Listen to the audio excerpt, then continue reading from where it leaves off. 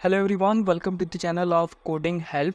तो आज हम स्टार्ट करने जा रहे हैं कि फुल स्टैक डेवलपमेंट क्या होती है। तो फुल स्टैक डेवलपमेंट को समझना बहुत ज़रूरी है ताकि आपको फ्रंट एंड, बैक एंड और डेटाबेस का नॉलेज हो, ताकि आप जब भी फुल स्टैक डेवलपमेंट कर रहे हो तो उसके अंदर आपको ये चीज़ पता हो कि कौन सी चीज़ किस चीज़ के अंदर लाई करती है, और फ्रंट एंड अगर आप करना चाहते हैं या फिर बैक एंड करना चाहते हैं तो आपको कौन कौन सी टेक्नोलॉजीज़ करनी चाहिए। तो सबसे पहले फुल स्टैक डेवलपमेंट को समझने से पहले आपको ये पता होना चाहिए कि types of languages in computer science कितने किस्म की होती हैं, तो वो चीज़ आपको पता होना लाजमी है। तो यहाँ पर देखो, सबसे पहले types of languages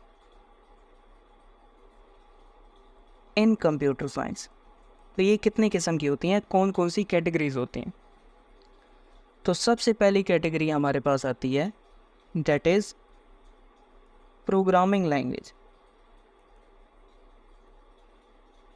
programming languages, सबसे पहली कैटेगरी आती है प्रोग्रामिंग लैंग्वेज। प्रोग्रामिंग लैंग्वेज जिस तरह के आपने नाम सुना होगा, इसके अंदर आती है सी प्लस प्लस, जावा, इस तरह बहुत सारी जिस तरह लैंग्वेज होती हैं, पाइथन हो गई, जावा स्क्रिप्ट हो गई, सी शार्प हो गई, वो सारी इसी के अंदर ही आती, जिसके अंदर बेसिक लॉजिक बिल्डिंग होती है। जिस तरह के आपने नाम सुना होगा, इफ़ होती है, इफ़ के अंदर जिस तरह की जितनी भी बेसिक चीज़ें होती हैं वो हमारे पास यहाँ पे आती हैं। जिस तरह की सी प्लस प्लस है, सी प्लस प्लस के अंदर जितनी भी बेसिक फ़ीचर हैं वो इसी के अंदर ही आएंगे। सी लैंग्वेज है या फिर जावा लैंग्वेज है, वो इसी के अंदर ही आते हैं। तो मैं यहाँ पे एग्जांपल के अंदर लिख देता हूँ, सी लैंग्वेज, सी प्लस प्लस, जावा, पाइथन, जावा स्क्रिप्ट, सी शार्प, और इसी तरह बहुत सारी होते हैं, रूबी भी आ जाती है। तो ये होती हैं प्रोग्रामिंग लैंग्वेज, जो कि फर्स्ट कैटेगरी हमारे पास आती है। सेकंड कैटेगरी जो हमारे पास आती है वो आती है जी मार्कअप लैंग्वेजेस। अब ये मार्कअप लैंग्वेजेस कौन सी होती हैं? मार्कअप लैंग्वेजेस वो होती हैं जिसमें पेजेस को डिज़ाइन करने के लिए वो चीज़ एक लैंग्वेज होती है, उसको हम कहते हैं मार्कअप लैंग्वेज। अब इसको मार्कअप ही क्यों कहा जाता है? हमारे पास डिफरेंट पेजेस होते हैं और पेजेस आपस में लिंक होते हैं, तो इस वजह से इसको कहा जाता है मार्कअप लैंग्वेज। अब जो मार्कअप लैंग्वेज होती है उसके अंदर डिफरेंट टैग्स होते हैं। फॉर एग्जांपल, कोई भी हमने टास्क परफॉर्म करना है तो उसके लिए हमारे पास डिफरेंट टैग्स दिए होते हैं प्री डिफाइन, कि अगर आपने एक फॉर एग्जांपल पैराग्राफ बनाना है या फिर हेडिंग बनानी है या कोई भी काम करना है, उसके लिए हमारे पास टैग दिए जाते हैं। तो उसके अंदर हमारे पास मार्कअप के अंदर आती है, फर्स्ट हमारे पास HTML, XML, DHTML, और इसी तरह हमारे पास बहुत सारी होती हैं, लेकिन जो हमारे पास ज़्यादातर यूज़ होती हैं वो HTML, XML ही यूज़ होती हैं। ठीक है, तो ये हमारे पास सेकंड कैटेगरी आती है जिसके अंदर हमारे पास मार्कअप लैंग्वेजेस होती हैं। तो हमने आपको बता दिया कि मार्कअप लैंग्वेजेस कौन कौन सी होती हैं। तो अब बात करते हैं थर्ड कैटेगरी की। वो हमारे पास आती हैं क्यूरी लैंग्वेजेस। अब ये क्यूरी लैंग्वेजेस क्या होती हैं? क्यूरी लैंग्वेजेस जिस तरह नाम से ही है, क्यूरी लैंग्वेजेस ये क्यूरी करने के लिए यूज़ होती हैं। अब ये क्यूरी का क्या मतलब है? जब हम फ्रंट एंड और बैक एंड का आर्किटेक्चर समझेंगे, वहाँ पे आपको सही से समझ आएगा कि क्यूरी का क्या मतलब है। फॉर एग्ज़ाम्पल, कोई भी यूज़र क्यूरी करता है तो उसकी केस में उसका जो टास्क होता है वो परफॉर्म करने के लिए एक डेटाबेस में रिज़ल्ट लाने के लिए जो हमारे पास यूज़ होती है वो होती है क्यूरी। तो उसके लिए डिफरेंट हमारे पास लैंग्वेजेस होती हैं। फॉर एग्ज़ाम्पल, एक होती है हमारे पास SQL, जो कि रिलेशनल डेटाबेस के लिए यूज़ होती हैं। सेकंड जो हमारे पास आता है, ये रिलेशन के लिए नहीं यूज़ होता। सेकंड जो हमारे पास है ये रिलेशन के लिए यूज़ होता है, और ये जो है ये डॉक्यूमेंट बेस हमारे पास डेटाबेस होता है। तो इसके लिए आ जाएगा मोंगो डीबी। ठीक है, तो ये हमारे पास लैंग्वेजेस होती हैं। इसके अलावा और भी होती हैं, लेकिन ये हमारे पास इसकी एग्जांपल आ गई। फोर्थ कैटेगरी जो हमारे पास इसके अंदर आती है वो आती है हमारे पास ही स्क्रिप्टिंग लैंग्वेजेस। अब ये स्क्रिप्टिंग लैंग्वेजेस क्या होती हैं? तो स्क्रिप्टिंग लैंग्वेजेस में हमारे पास दो कैटेगरीज आती हैं। फर्स्ट हमारे पास आती है क्लाइंट साइड स्क्रिप्टिंग लैंग्वेज, ठीक है, और एक हमारे पास आती है server side scripting language. Server side scripting language, ठीक है। अब ये क्लाइंट साइड स्क्रिप्टिंग लैंग्वेज और सर्वर साइड ये क्या होती है, उस चीज़ को समझते हैं। जो क्लाइंट साइड होती है इसको हम फ्रंट एंड भी कहते हैं। तो यहाँ पे देखो, जिस तरह के हमारे पास जावा स्क्रिप्ट है, तो ये हमारे पास सिर्फ फ्रंट एंड में यूज़ होती है। अब बैक एंड में यूज़ होती है, लेकिन बैक एंड के लिए अलग टेक्नोलॉजी बनाई गई है। अब ये जो है, ये पहले से जो हमारे पास जावा स्क्रिप्ट बनाई गई थी वो यहाँ पे यूज़ होती है। जिस तरह के JS हमारे पास आ गई, jQuery आ गई, ठीक है, इसी तरह रिएक्ट आ गई, ठीक है, और एंगुलर भी आ गई, ठीक है। तो ये हमारे पास सारी की सारी स्क्रिप्टिंग लैंग्वेजेस होते हैं जो कि फ्रंट एंड साइड पे वैलिडेशन लगाने के लिए एक एग्जांपल हो जाती है, तो उसके लिए यूज़ होते हैं। उसके अलावा हमारे पास सर्वर साइड टेक्नोलॉजीज़ होती हैं। अब एक बात ध्यान में रखना, जो कि हमने यहाँ पे देखा है, यहाँ पे हमने देखा C++, जावा, पाइथन, जावा स्क्रिप्ट, C#। अब इसी को यूज़ करते हुए हम सर्वर साइड टेक्नोलॉजीज़ के अंदर काम करते हैं। तो यहाँ पे देखो, जिस तरह अगर हम जावा को यूज़ करना चाहते हैं, इसमें यूज़ होगा स्प्रिंग बूट, ठीक है। अगर हम जावा स्क्रिप्ट को यूज़ करना चाहते हैं तो उसके लिए हमारे पास आता है Node.js। फिर Node.js का भी आगे फ्रेमवर्क होता है Express.js। अगर हम पाइथन को यूज़ करना चाहते हैं तो उसके लिए हम यूज़ करेंगे Django। अगर रूबी को यूज़ करना चाहते हैं तो उसके लिए एक रेल्स फ्रेमवर्क आता है, उसको हम यूज़ करते हैं।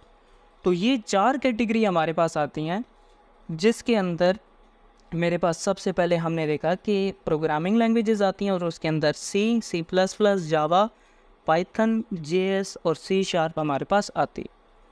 ये एक बेसिक, जिसके अंदर DSA भी किया जाता है इस कैटेगरी के अंदर।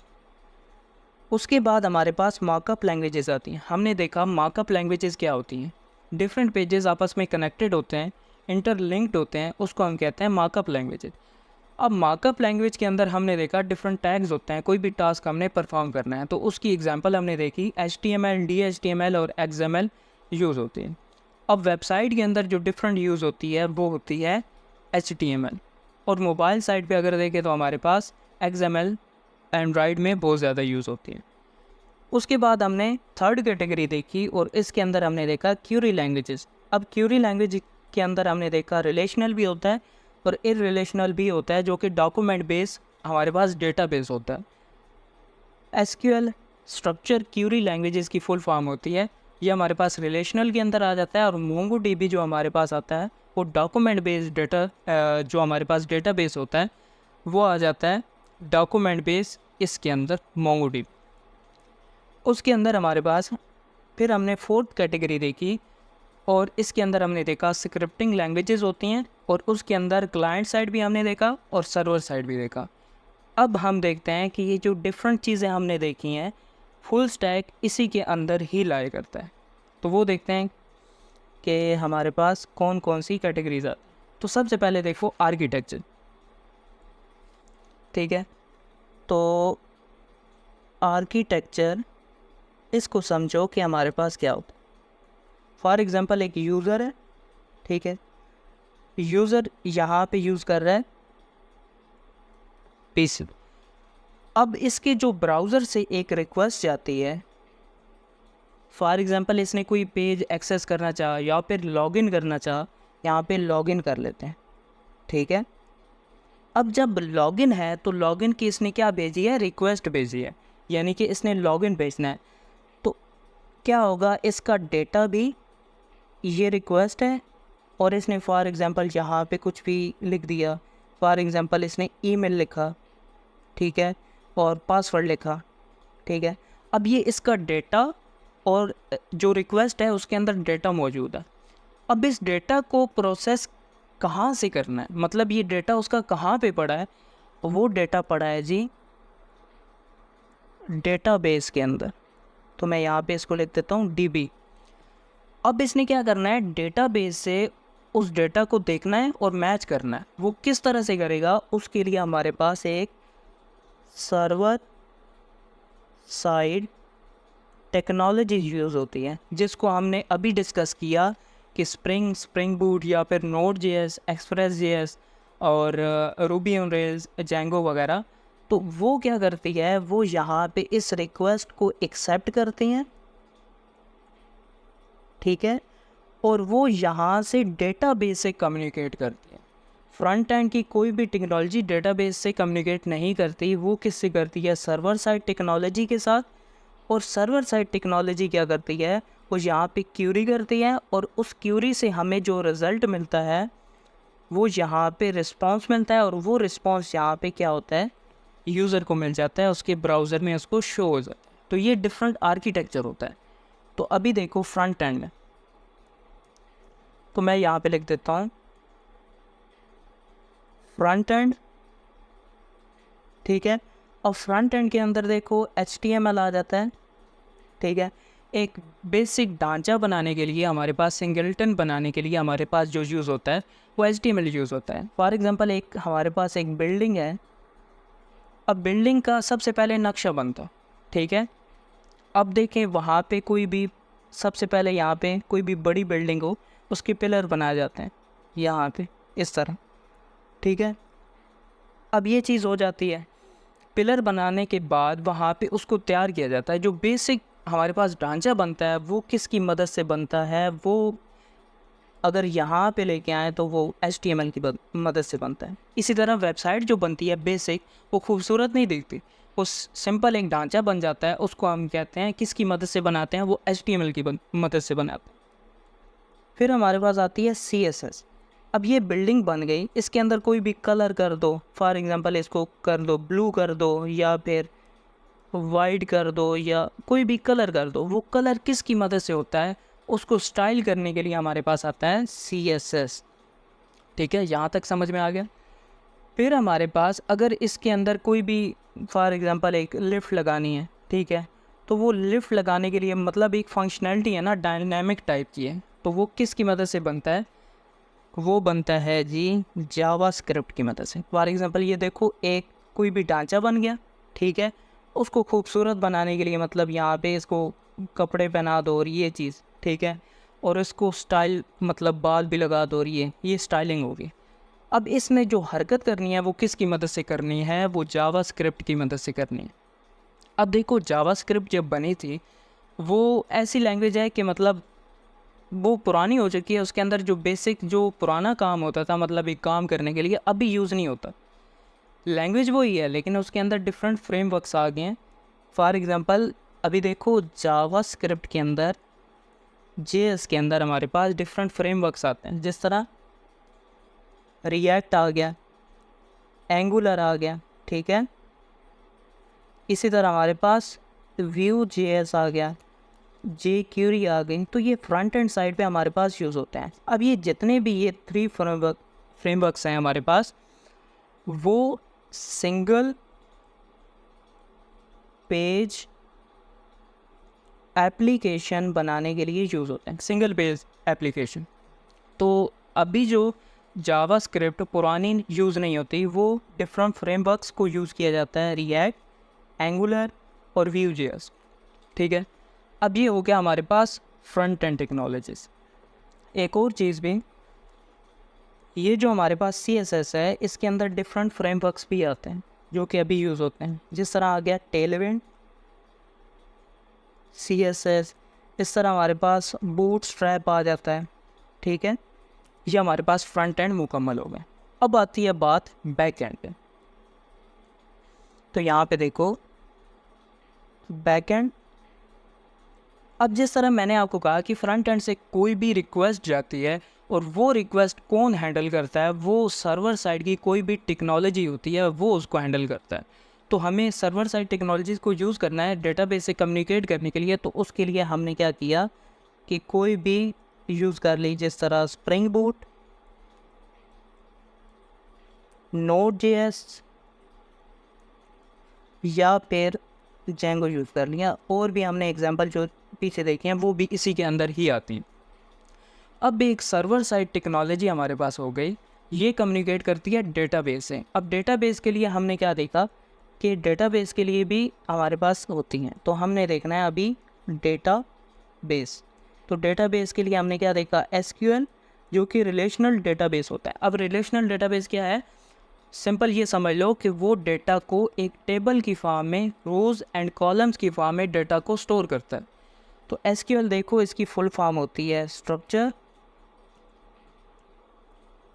Curie language. ठीक है, ये अभी स्ट्रक्चर क्यूरी लैंग्वेज है। अब इंडस्ट्री के अंदर अभी तक जो हमारे पास है SQL ही ज़्यादा यूज़ हो रहा है। लेकिन दूसरी चीज़ जो आपको आनी चाहिए वो हमारे पास आता है जी मोंगो DB। ठीक है, मोंगो DB हमारे पास आ जाता है, जो कि डॉक्यूमेंट की फॉर्म में डेटा को स्टोर करता है। एक चीज़ आपने नाम सुना होगा मॉन्स्टैक, MER, मॉन्स्टैक। अब ये जो M से बनता है वो बन जाता है जी MySQL डेटाबेस, और मोंगो DB भी बन जाता है। अब बहुत से लोग ये कहते हैं कि यहाँ से M से मोंगो बनता है, M से MySQL भी तो बन सकता है। और एक्सप्रेस की बात करें तो हमारे पास ई की बात करें तो हमारे पास आता है एक्सप्रेस JS, और R से हमारे पास बनता है React JS, और N से बनता है जी Node.js। ठीक है, ये हमारे पास मान स्टैक आ गया। उसके बाद अगर आप देखें तो एक हमारे पास मीन स्टैक भी होता है, MEAN। ठीक है, M से क्या बनता है, वो ही MySQL या फिर MongoDB। ठीक है, MongoDB। उसी तरह हमारे पास E से एक्सप्रेस। यहाँ पे जो फ़र्क है हमारे पास, यहाँ पे A का फ़र्क है, वहाँ पे R था React, यहाँ पे क्या होता है, A से एंगुलर होता है, और इसमें कोई भी फ़र्क नहीं होता। तो ये हमारे पास मान स्टैक और मीन स्टैक होता है। इसके अलावा जावा फुल स्टैक डेवलपमेंट भी होती है। जावा फुल स्टैक के अंदर हमारे पास जो टेक्नोलॉजीज़ आती हैं वो हमारे पास आती हैं जी यहाँ पे सबसे पहले तो आपको आनी चाहिए जावा, जो कि हमारे पास है कोर जावा। उसके अलावा जो हमारे पास है सर्वर साइड पे सर्वलेट, JSP, स्प्रिंग। उसके बाद जो अभी आ गया वो आ गया स्प्रिंग बूट। ठीक है, हाइबरनेट हो जाता है। तो इस तरह हमारे पास जावा का बहुत सारा रोड मैप हो जाता है। हम उसकी बात नहीं कर रहे हैं, लेकिन अगर जावा फुल स्टैक डेवलपर आप बनना चाहते हैं तो उसके लिए आपको कौन कौन सी टेक्नोलॉजीज़ करनी चाहिए, तो ये मैंने आपको ऊपर ऊपर से बता दिया। इसके अलावा रिएक्ट भी जावा के अंदर ही आती है, मतलब जावा फुल स्टैक के अंदर ही आती है, जो कि फ्रंट एंड के लिए यूज़ होती है। उसके अलावा एडिशनल चीज़ें जो आपको आनी चाहिए, चाहे आप जावा फुल स्टैक बन रहे हैं, मान स्टैक बन रहे हैं, मीन स्टैक बन रहे हैं, तो आपको पता होना चाहिए कि वर्जन कंट्रोल सिस्टम क्या होता है। तो वर्जन कंट्रोल सिस्टम भी आपको पता होना चाहिए। जिस तरह गिट होता है वो वर्जन कंट्रोल सिस्टम के लिए यूज़ होता है। ठीक है, उसके अलावा डेवऑप्स की टेक्नोलॉजीज़ भी आपको आनी चाहिए कि डेवऑप्स मतलब इतना ज़्यादा डीप में फ्रेशर आपको पता नहीं होना चाहिए, लेकिन आपको ये तो पता होना चाहिए कि डेवऑप्स क्या होता है, उसके अंदर जेनकिंस क्या होता है, CI/CD पाइपलाइंस क्या होती हैं, डॉकर वगैरह क्या होता है, कुबरनेट्स वगैरह। तो बेसिक चीज़ें आपको ये पता होनी चाहिए। तो ये था हमारे पास फुल स्टैक डेवलपमेंट क्या होती है। तो मैंने आपको डीप डाइव बता दिया कि हमारे पास टाइप्स ऑफ लैंग्वेजेस क्या होती हैं और इसके अंदर कौन कौन सी चीज़ें आती हैं, किस कैटेगरी के अंदर आती हैं। और उसके अलावा हमने देखा कि फ्रंट एंड डेवलपमेंट क्या होती है, बैक एंड डेवलपमेंट क्या होती है, डेटाबेस के अंदर कौन कौन सी टेक्नोलॉजीज़ आपको करनी चाहिए। तो इस वीडियो के लिए इतना ही, मिलते हैं कोई और वीडियो में, तब तक के लिए बाय।